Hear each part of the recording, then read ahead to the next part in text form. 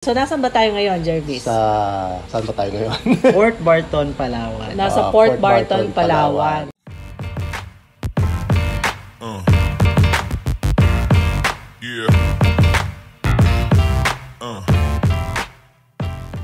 Hi everybody! Hello! Welcome to Retironario. Retironario. Ako po si Mimi. Jarvis? At nandito po tayo on location sa isa na namang episode ng Retironario. Retironario. Okay, so nasan ba tayo ngayon, Jervis? Saan ba tayo ngayon? Port Barton, Palawan. Nasa Port Barton, Palawan. Meron na tayong episode sa Singapore, meron din tayong episode sa Thailand. Ngayon naman, bumalik tayo sa ating bansang Pilipinas para makasama ng ating mga anak at magbakasyon. Pero may na-meet tayong isang special person na si Nico Acuzar. Isang entrepreneur. Siya po ang may-ari ng isa sa mga resto bars dito na ang pangalan ay Bay Brew Resto Bar. Bay Brew Resto Bar. Batang-bata. Yeah. So, Nico, pakilala mo naman muna ang sarili mo sa kanila. So, give them a little bit about who you are at paano ka napadpad dito sa Palawan. Okay, so good evening everyone po sa mga viewers. So, I'm Nico Acuzar. Actually, my true name is Chester Acuzar. Chester Nicolai Acuzar. So, for short, Nico Acuzar na parang madaling tandaan. Actually, I'm local po talaga here in Palawan. So, I spend my life most here, dito po sa Palawan. High school to college. So, dito rin po ako nag-aral. And most of my experience is dito din po. Ilan taon ka na? Now, 35 years old. 35. Okay. Buti hindi pa natin siya anak. Batang kapatid lang natin siya. Okay, so paano na tayo napadpad dito? Kasi nagbabakasyon tayo dito sa Port Barton for a few days bago tayo lilipat sa El Nido. Naghahanap tayo ng makakainan. Natsambahan natin ang kanyang napakaganda at napakabagong cafe, resto bar. So, explain mo naman sa amin, paano nabuo itong negosyo mo ng resto bar? In a nutshell. Brief history. Yeah. With my business partner po, actually, yun, naghahanap po talaga kami ng place to invest business, and yun po in line with the coffee business and also restaurant and bar, which is my experience with more than 15 years in hospitality industry. Nakita namin tong place na Port Barton na spot for tourism.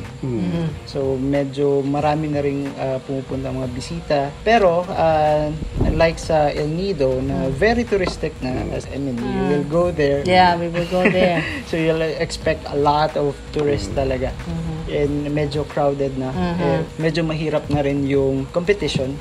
For me, it's like me who wants to start a new business.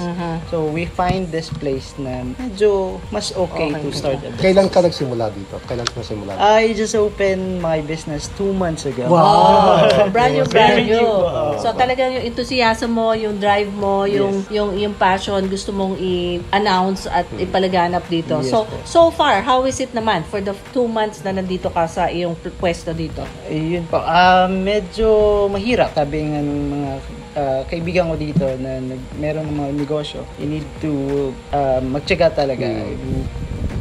Kailangan mo pakilala ng product and services mo na maayos, especially here, different tourists from all over the world. So, different taste, different, parang iba-iba yung gusto nila. So, kailangan yung product and services mo should match doon sa tourism. Yun ang hirap sa startup eh. Pag startup talaga, Which is, medyo you don't mahirap. really have an idea kung ano ba talaga yung target market mo, anong group age, anong klaseng food.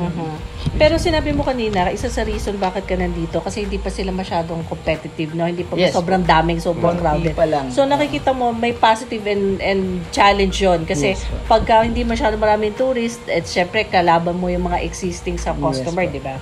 On the other hand, pag sobrang dami naman kayo, mas mahirap mag-attract ng mga customers. But can you say na yung dami ng customers dito, is it enough to keep a business afloat? Ibig sabihin, marami bang mga tourists all the time? All year round ba or yan, seasonal ba yan? Or anong sistema dito sa Port Barton? What I learned po dito sa Port Barton, it's they have 2 seasons. The peak season or high season and the low season. So it span of 6 months high season and a span of 6 months for low season, which is hindi ko pa na-experience yung low season. I start my business doon sa first month ng high season. Still learning kung ano yung flow ng tourist. Pero in a span of 2 months, actually medyo meron akong mga nalaman or natutunan sa mga na-discover kung ano yung preference nila, ano ba yung time na maraming guests. So I also make like graphical illustration ng sales ko. At sabihin, nagiging technical ka na rin. Hindi pwedeng puro yes passion.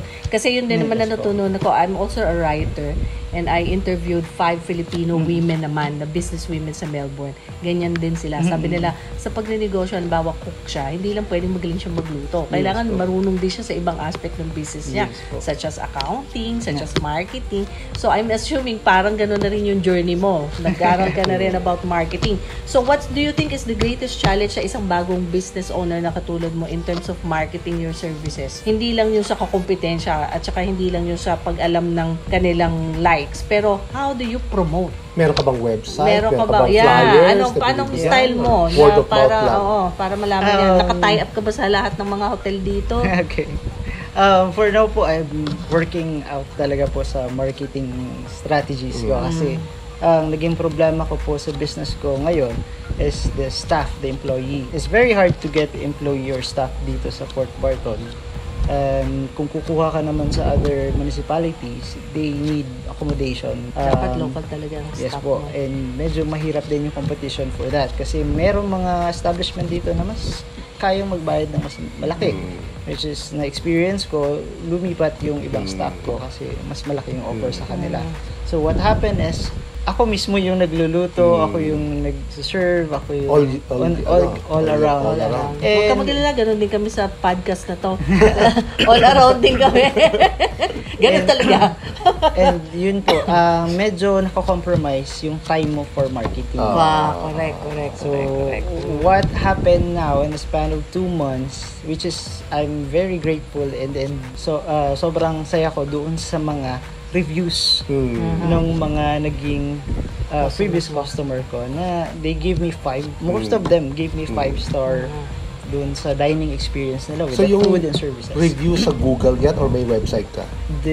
I only have yung Google reviews. And also I have Facebook pero hindi pa ako masyadong nakaka-upload ng videos. And I notice kapag international tourist ang target market mo, they're not into Facebook. Most of them. Instagram. So dapat may Instagram ka na rin. Yes po. Yun nga po, kaso lang dahil most of the time ako yung nasa service, I mean, naubos yung time to service, medyo nako-compromise din yung time ko for marketing. Meron ka bang tie-up sa mga hotel ng ano mo? Actually po, yun. There was a time po na I'm joining like mga party dito sa Port Barton na-arrange na or event. Pumupunta ako, also invited by a friend. In that event, may nakikilala akong mga business owners din.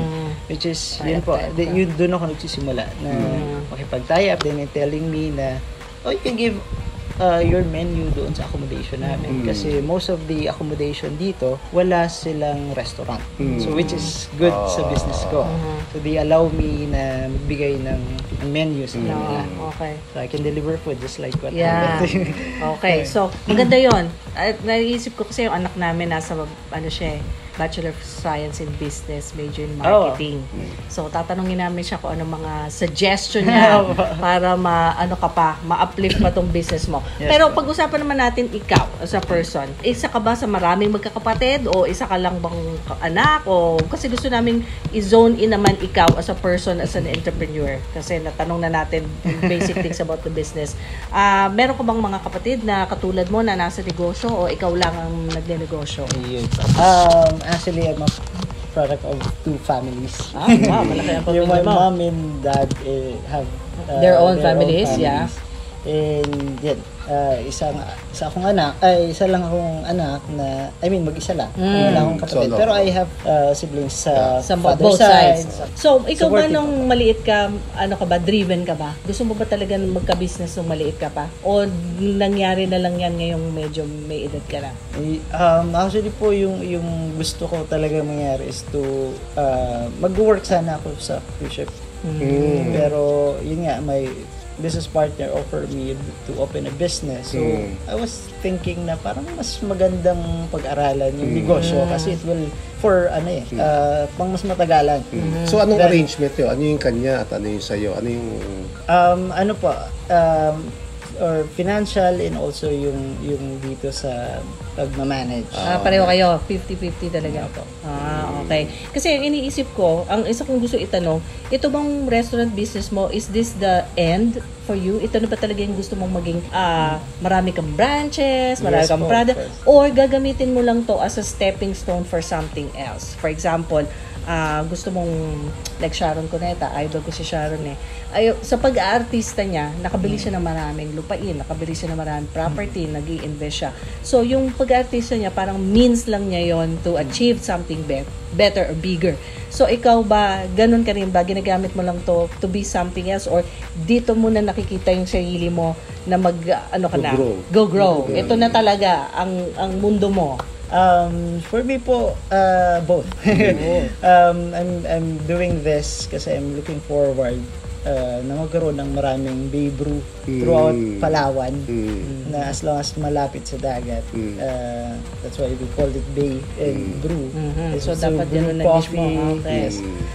Also, looking forward na magkaroon ng financial freedom and makapag-travel kung sakaling makapag-save with family, which is looking forward. So, may pamilya ka na ba? Wala pa. Wala pa. May girlfriend na? Meron. Okay. meron. So, hindi na kasama pwede. siya sa dreams mo. Hindi na libre. Hindi na siya free. Sorry, guys. Sorry. Pero kung gusto niyo mag-partner sa kanila para magkaroon ng another branch ng cafe nila, pwede. Actually, Open to partnerships ka. po namin yan for franchising. Okay. So, maganda yung plano mo. And also, offering din po kasi ng free diving. Kaya Okay. mas pinili namin dito. Free diving is kailangan ng ocean. Doon ako nagtuturo. Nagda-dive ko pala? Yes po. Free diving po. Yun, So, basic kilala mo po. si Will Dasovich? Nag-free Yes. dive siya. Idol ko si Will Dasovich. Ang galing yan. Idol yan. Dapat pala si Mika nagpaturo din ng free diving dito. Sports-minded kasi yung putso namin. And also po, pag ina-expect na namin lahat ng business dito na low season after summer. So I was thinking before that happened, naghahanap na rin ako ng online job, virtual assistant job. Okay. So while I'm doing the business, I can do like give 2 to 3 hours just to make sure na because I'm just renting the place So kung low season na, I don't know Paano kung paano ko. So, Tama. You So, need a lot of resources. So, ang nakikita ko sa'yo, ang nababasa ko sa sinasabi mo, forward thinking ka din. At saka, dumidiskarte ka para mapapaghandaan Yes, yung mga unknown. Kung kailan dumating yung unknown na yon, nandun ka sa point na yun. Which is nice kasi yung iba pagka naka one track mind lang sila, hindi na sila nag-explore ng other opportunities. At least ikaw marami kang iniisip. So, in terms of planning mo, kasi meron kang girlfriend, yung future nyo, paano mo iniisip yung in 3 years time, in 5 years time, in 10 years time, meron ka bang mga financial goals? Objectives. Oo, may mga ganun ka na bang naiisip ngayon? Yes po. Actually, pinag-usapan na namin yan. So, like we're looking forward na mabawi namin yung investment in span of 2 years and the rest of 3 years is like income Profit generating na. profit na siya. So, by then, after 2 years, nabawi na namin yung investment, we can now start, we can start a new branch in different Okay. areas. Hindi ko natatanong yung exact amount. Bigyan mo na lang kami ng ballpark figure. Sa Port Barton, Yes, hindi po. sa El Nido ang pag-put up ng ganitong business, abutin ba to ng 5 to 10 million pesos? Ay, hindi naman po. Hindi naman. po. Okay, dyan lang sa mga malay mo, merong audience tayo na gusto. Or- diba? Hindi mo masabi yun. For this business po, I think I can hold up like kung full service ko na to, I can hold like 50 sitters or 50 guests all in one time. Siguro po they can like invest at least 1 million. 1 million. Million. And At the moment, ano bang capacity mo? Ngayon po, nasa 20 to 30. Parang kalahati muna. Opo. Hindi ba problema pag umuulan? Bagyo? Or... Kasi I think sa lahat naman po ng business problema talaga siya. Yun nga po, kagaya dito, walang masyadong transportation. So, most of the time, kapag may umuulan o bumabagyo, hindi na sila lumalabas. So, they just... Ay, tayo ba naman na reason natin, pagod na tayo, kaya ayaw na natin lumabas. So, pag ganun siguro, dapat mag-focus kayo sa delivery. Yes po. Dapat may motor o tricycle na rin sila or tuk-tuk sila or something. So, meron ka bang parang goal na anong age gusto mong mag-retire as a millionaire? Oh, wow. Millionaire. Okay. Kasi yun ang returnaryo Yes. Ang goal mo, mag-retire ka as a millionaire. Yes. Oh. Hopefully po, sana in 5 years. 5 years. 5 Aba, years. ang bilis. Maliit ang time horizon niya. Diba? Kasi yun nga, malaking plan namin for the business. We're just starting this business and really working hard on it na pag-aralan para makapag-expand. Then, if we have branches, mas maraming income. Yung business partner mo, bata pa rin? Yes po. Same age? Same age. Okay. Mga bata talaga itong mga to. Kayang-kaya nila. Malayo pa ang kanilang mararating. I think if you have experience, why not try to explore? Make it a If reality. you have money to invest sa business, yun nga lang, you need to prepare talaga. Kailangan mong pag-aralan, kailangan mong everyday, kailangan may matututunan kang bago para for the next day, ma-apply mo siya. Yeah. So, natanong na namin sa iyo about your dream, your finances. Natanong na namin sa iyo yung parang general things about running. Yung bang mga resources, yung bang pagdadala dito ng mga gulay, pagdadala ng mga ingredients, hindi ba mahirap yon dito sa Port It's Barton? one of my biggest problem actually po. Okay, so in terms of supplies. Okay. Local vegetables and some fruits po are available naman po dito. Problem is, most of my ingredients hindi available dito. So what I do always po is I schedule my trip to Puerto Princesa, which is doon ko po halos lahat. I can say 80% of my ingredients is from Puerto Princesa. Ano yung mahirap na ingredients na wala dito? Like, halimbawa, like po yung mga ginagamit ko for sauce, sa pasta. Okay. Yung pasta, you can buy here. Pero yung mga sauces, we will do it sa Puerto Princesa. What else? Those, like premium ingredients, like, kasi hindi ako gumagamit ng local bacon. Lahat siya, gusto ko yung, kasi international yung gusto kong guest eh. So, ang expectation nila yung lasa at yung look ano yung kinaguess na nila. It's very important sa akin yung presentation pa lang and then siyempre yung lasa is international din. Hindi pwedeng So, dapat kasama sa kanyang R&D. Research and development. Oo, research mo rin.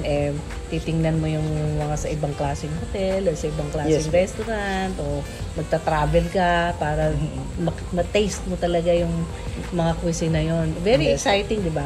Kaya lang, as of now nga, sabi mo, nagsastruggle ka kasi hindi ka makakilos masyado. So, I think yan yung isa kong nakikita na pinak-struggle mo.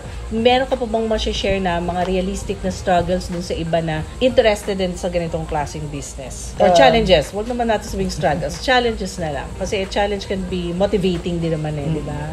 I think what can I advise po in starting up a business like this is kailangan mo talaga po siyang pag-aralan. Just like I have 3 kasi dito parang product that I offer. I have coffee shop, cafe, which is you should have a barista experience. You know, you should understand first the coffee, how will you brew the coffee, ano ba yung kailangan tamang pressure, anong tamang init ng water, gaano siya ka-liit or ka-fine yung grindness para makapag-serve ka ng masarap na coffee. Yung anak namin nagbarista din eh. Yes. So alam niya pag pangit o hindi ang kape niya. You can easily tell po talaga na if it's bad shot Bad shot ang tawag doon pag pangit yung lasa eh. Or masarap. And thankful ako sa mga guests ko that they said na Okay yung coffee mo. masarap naman. Have So, you tried? Hindi ako coffee eh. yung Anak anak namin, namin, yung order sa'yo ng coffee. Hindi, yung anak namin na isa, ewan ko nung, mukhang wala naman siyang ano. Wala siyang comment. Pag hindi nag-comment, okay yun. Pag nag-comment yun, patay ka doon. Pero yung presentation pa lang, maganda na. Oo, Maganda wala na yung wala presentation. kaming ano doon. Kaya nga kami bumalik, di ba? So, so ibig sabihin, you cannot be in a business kung wala ka kahit konting alam. But in your Yes case, po. nandun ka na 15 years?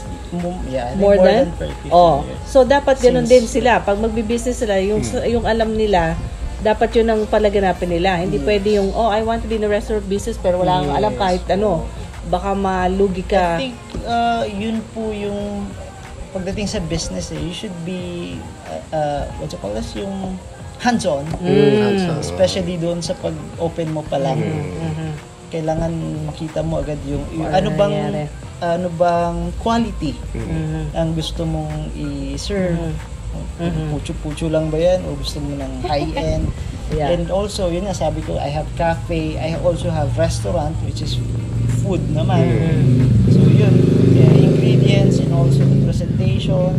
And also, Talaga-aralan yun. and third product ko is the bar, Okay, which is I offer cocktails because I became also a bartender before. So I Marunong love ka rin mixing. mag-ganon-ganon? Jogging. Basic, more basic. Ganon-ganon. So I usually mix po ng different cocktails. And also very good. should be knowledgeable also sa wine, which is para kami nag-aaral ng coffee. So, ganun pala talaga. Dapat alam mo kung anong ginagawa mo para maintindihan mo yung business mo. So, yung personal traits naman, para doon sa mga gusto mag-start ng business, ano sa palagay mo ang dapat nilang mga karakteristik? Kasi kami sa Retornaria, meron kami parang 10 commandments of a good investor. Diba? Yung isa sa sinasabi mo, Papa, yung hindi mo ngayon marirealize pero nandun yung paniniwala mo na over time sa pag-iipon mo, lalago yung Disiplina. So, kailangan mong disiplina. Di ba? So, sa iyo namang kaso, dun sa mga gustong magtayo ng ganitong business, anong dapat mong personal traits para ma-realize mo yung dream mo? I think you should love what you are doing. Okay. Dapat gusto mo. Hindi yung Napipilitan lang. somebody offers you ng job or business pero hindi naman yun yung gusto mo. Dapat may passion. Yes. It's very important. Passion, experience, and the delivery pag-open mo ng business. Nice. That's good. Ano pa? Ikaw ba masinop or Meticuloso. meticuloso, Yes. mga ganon. So, explain mo naman sa kanila paano mag-work yan sa ganitong business. Siyempre, business, when you put up a business, I think kasama na talaga yung kailangan mong matipid.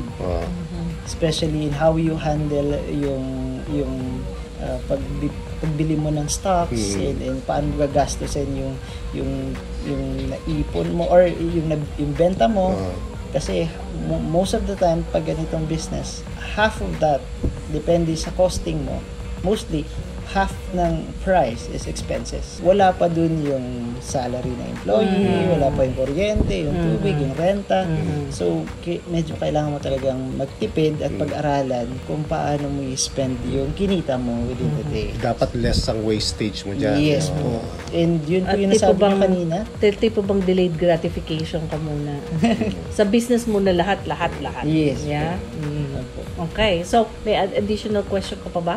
So, paano ang sistema? So, sumusweldo ka ba as an employee or hindi muna kasi gusto nyo paikutin yung Yes pera? po. I think yun po yung sinabi niyo. We're focusing to save and lahat ng peso, I mean, Kita? lahat ng kita Paikot muna. na paikot muna. So I can like get an allowance doon Okay. sa kita pero pag kailangan lang. I mean, pag personal need pero yung mga wants babay muna. Saka na pag milyonaryo na tayo. Yeah. And yun po yung sinabi niyo po pala kanina, naalala ko. You should pag ganito pong klaseng business, you should be yung meticuloso. Like and every product na isa-serve mo sa guest, make sure na you Perfect. taste it. Maayos ang presentation. And also, very important din po, how you deliver the service. Hindi yung ilalagay mo lang yung food, then aalis ka na. You should have time to your guests na kamustahin, and especially the tourists, because they're not from here. So, you make them feel welcome. Yes.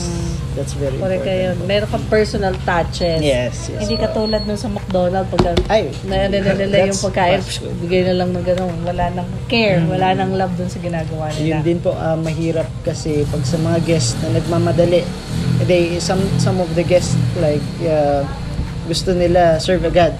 Which is pag ganito pong restaurant service, I take time talaga to cook the food na maayos na from most of my menu from Parang scratch din. Cook to order. Parang gano'n, Kasi hindi naka-ready. Hindi po.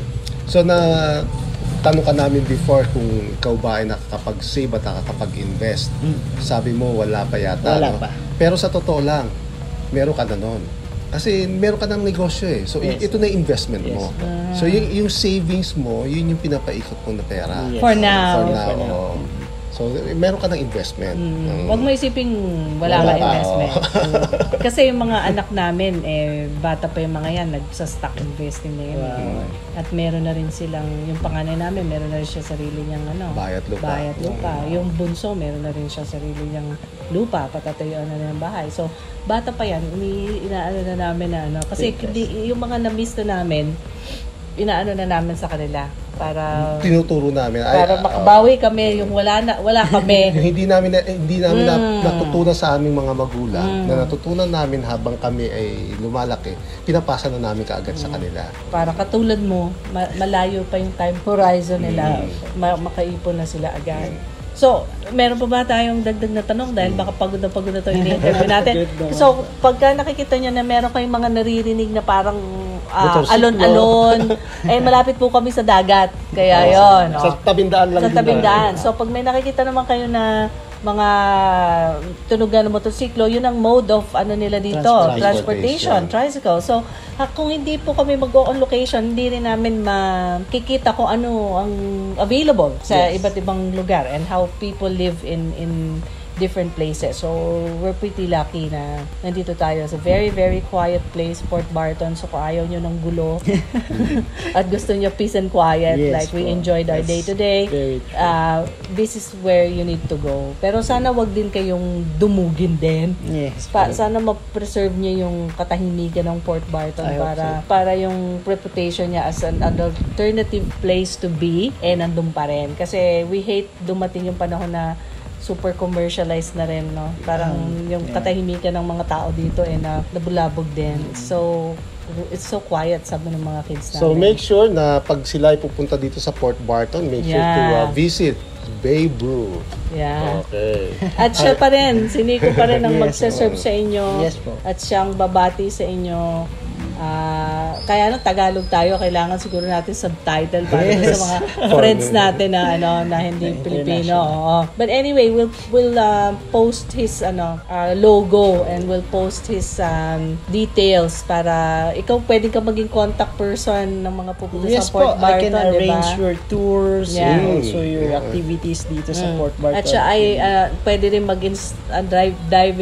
free diving instructor. Yes, if you wanna learn basic free diving, I also offer that here. Yeah, very good. So, marami tayong ma-experience pupunta sa Port Barton. Okay, so sana po nagustuhan yung aming episode for today. It's a little bit different. Hindi po tayo nagbabasa ng graph at hindi din po tayo Puro numbers. nag-interpret ng number. Hindi po ako inaantok ngayong interview na to kasi minsan pag mga number na pinag-uusapan, talagang yung diwa ko umaano na rin nagpa-fly away, pero alert na alert ako kahit gabing-gabi na kasi very interesting ang topic natin with Nico tonight. So, hanggang dito na lang po. So, thank you Nico for your time. Magbabay ka na rin sa ating mga tagapakinig. See you soon. Okay, see you soon in Port Barton. So, hanggang dito na lang po muli. If you have a question, please email us retironario@gmail.com or visit us on Facebook or in YouTube. Like, share, and subscribe. Okay, Papa? Ako po ulit si Mimi Jarvis. na nagsasabing sama-sama tayo maging Retironaryo. Bye-bye po.